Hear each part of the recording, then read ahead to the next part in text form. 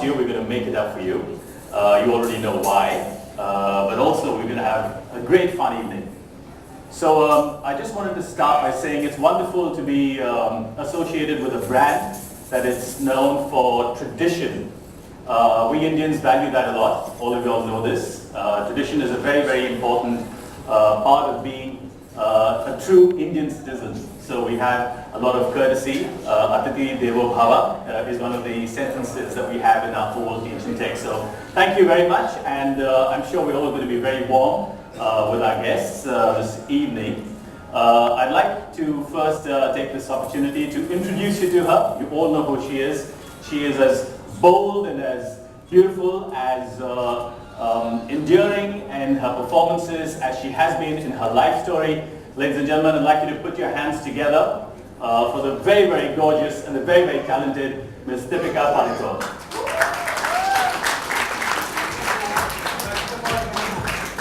Hi Deepika, hope you had a good flight. Welcome to Chennai. Well, we've had a long day, so we just want to tell you that as Deepika is going to go through everything, hope you guys are just patient and enjoy this evening. Well, first I'd like to take this opportunity to introduce to you the country manager of Swatch Group India Limited, Mr. Partha Gupta. Please come on stage. Welcome, Partha. Thank you very much. Likewise. And also like to introduce to you the brand manager for Tissot. Can I help you with that?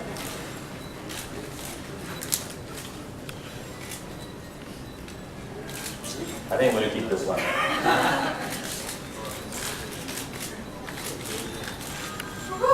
I'll take that back to my mother. Sweet. You're saying about that, I won't fight with you. I'll keep it.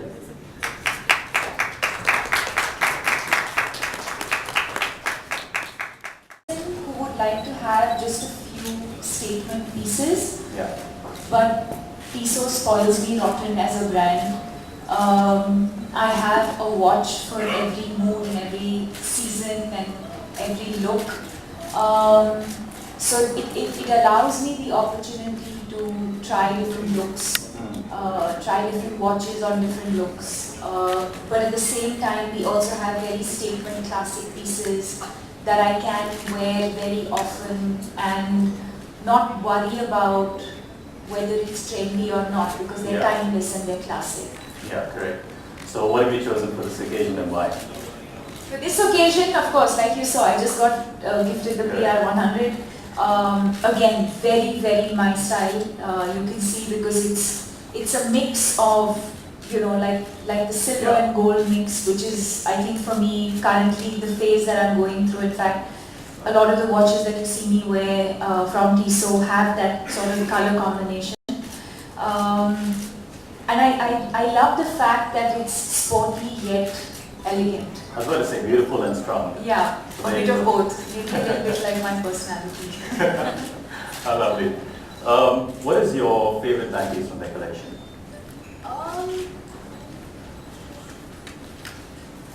I would have to say this one for sure, the PR100. I know it's something that they recently launched.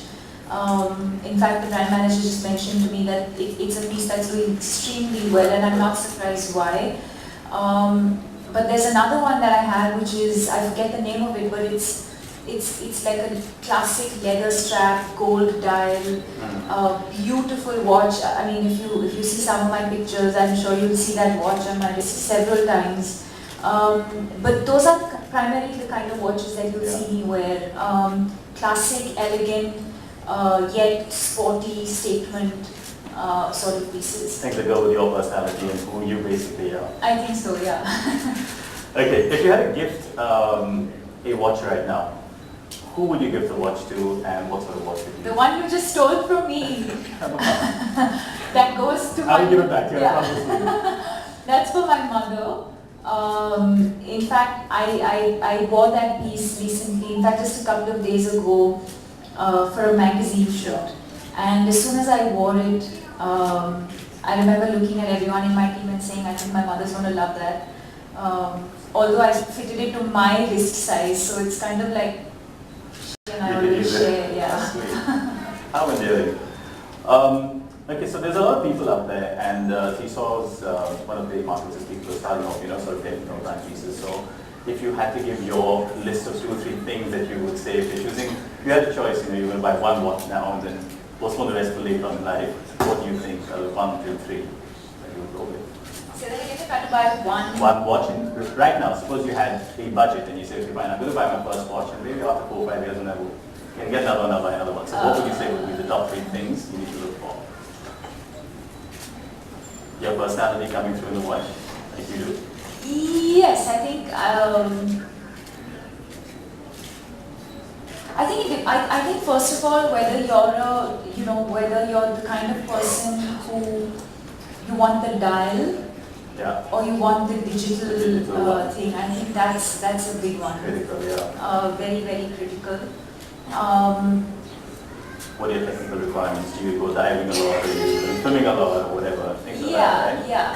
So I would, for me, that's not priority. I think for me, to be able to see the numbers or to see the dial is more important than like the digital. I'm not a fan of that, to be honest.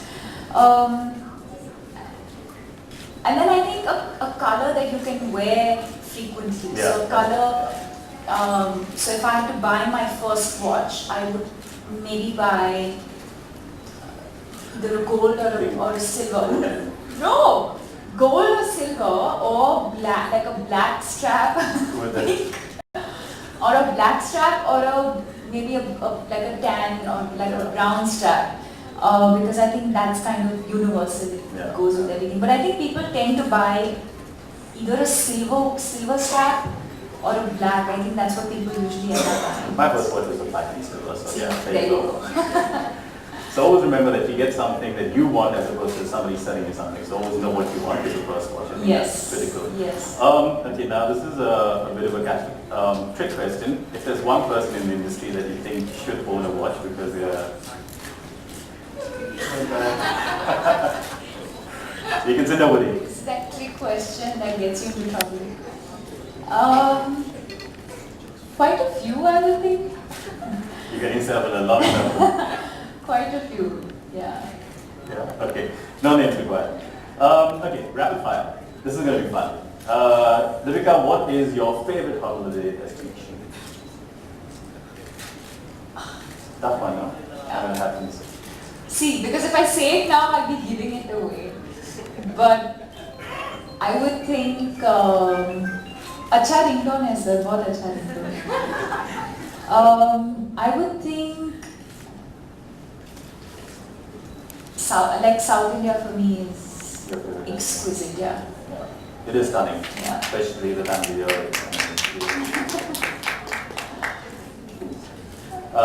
Your favorite cuisine? Any guesses? More specific. Rasam and rice, guys, come on. Whoa! Actually, it's very close to half the meal.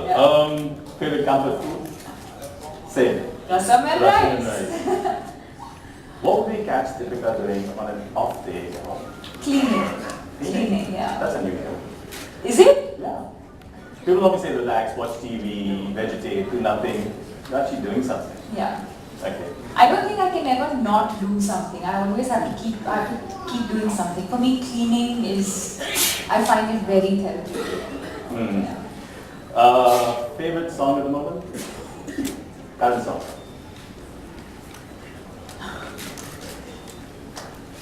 Help. You tell me. You're looking at me. I wish I could. What's your favorite song? What question? Actually, it's an old song that I'm listening to over here. Visual Troubled Water. Simon and Garfunkel. Nice, okay. It's a living tradition, so that was a plug.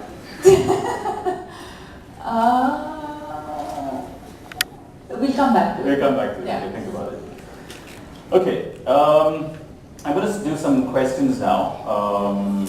And these are short research questions. These are from you guys, from the press specifically.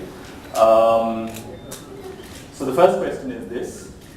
Deepika, your daily itinerary seems pretty exhausting. How does your day activity look like without you losing energy? How do you manage to keep that same effervescence through the day? I think working out in the morning. I think when I'm working out, I'm extremely disciplined. I have dinner by a certain time, I sleep by a certain time. I feel like, for me, feeling rested is very important. And feeling rested, huh? Yeah. And I have to start my day with the workout. I think that really gives me that boost or that energy. It makes me feel awake and alive. And then I'm not too much of a talker. I don't talk much. And maybe I end up conserving energy instead of just spending it, because I think that's the kind of profession that I'm in, and that's the kind of work environment that I'm in. So I don't really engage or spend too much energy if I don't need to. And I think that's how I then manage to conserve my energy through the day.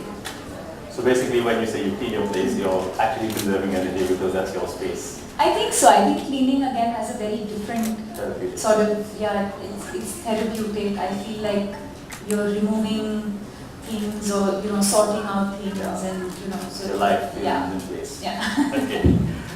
What is your yardstick for taking up a brand endorsement? Interesting question. So if you take up a brand endorsement, do you have certain parameters that you do or don't do? Or? Values. I think values are so important in anything that we do in our life. And I think the values that a brand stands for, the message, or, what is people's perception of a brand. I think all of these things are important. I think my personality or the values that I've been brought up with, and what a brand stands for, what is the kind of message that they kind of give out. Otherwise, I think, it always looks like an odd brand fit. Yeah. If a brand is not honest, or if the endorser is not honest to the brands that they choose, it looks very obviously a misfit, right? So I think that kind of being on the same page, wanting the same things, wanting to achieve the same goals together as a team, I think all of those things are very important. Which also leads me to the assumption that people always think that stars, you endorse anything as long as you're paid, and that's absolutely not true, isn't it? It's just that's so far not, true. Yeah, that's not entirely true. And I think it's also important for a brand to be original and have their voice. Have weight, You may not always, everyone may not agree with, it may not be the right thing at the right time, or, but I think it's important to be honest to whatever you're trying to say or whatever your message is at that point. Or whatever your product is, whatever you're trying to sell, you've got to be honest, it's going to be something that has value, right? Yeah. Awesome. So how does the Tissot PR100 Lady match your style statement, your value statement, apart from being very sporty, which you are, everything else? And it's beautiful as well. Thank you. I think the fact that it's elegant and sporty, it's classic yet trendy. Yeah. All of those things. I mean, you're definitely going to see me wearing a lot of this. So I think that's what it is about this watch for me. And I think the fact that it has both the colors that I really, really like, and of course the gold is not gold, it's almost like a rose gold.